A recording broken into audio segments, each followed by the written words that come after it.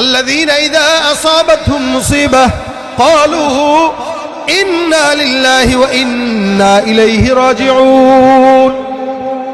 যদি কোন ঈমানদার মুমিন মুসিবতের মধ্যে পড়ে যায়, আল্লাহ পাক রব্বুল আলামিন বলেন মুসিবতে পড়লে, বিপদ আসলে ওই বান্দা যেন এই দোয়াটা পড়ে, ইন্না লিল্লাহি ওয়া ইন্না ইলাইহি রাজিউন। আমাদের দেশের মানুষরা মনে করে শুধুমাত্র কেউ মারা গেলে মনে হয় এই দোয়াটা পড়া লাগে, এই জন্য কেউ ইন্তেকাল করার সাথে সাথে কয় ইন্না লিল্লাহ ইন্না লিল্লাহ।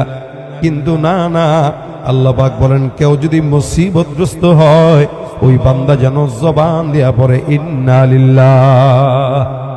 এই দোয়াটা আল্লাহ শিখিয়েছেন। মুসিবতে পড়বেন, কেউ মারা গেলে ওইটাও মুসিবত, কেউ বিপদে পড়লো ওইটাও মুসিবত, কারো ব্যবসায় লস হলে এটাও মুসিবত, কারো জুতার ফিতা ছিঁড়ে গেল এটাও মুসিবত।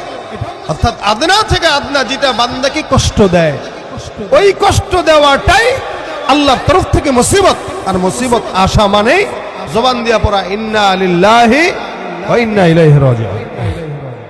এটা পড়লে আল্লাহ কি করে, উলাইকা আলাইহিম সালাওয়াতুম মির রাব্বিহিম ওয়া রাহমাহ ওয়া উলাইকা হুমুল মুহতাদুন। আল্লাহ পাক রব্বুল আলামিন বলেন ওই সমস্ত বান্দার উপর আল্লাহ পাকের তরফ থেকে রহমত, ওরাই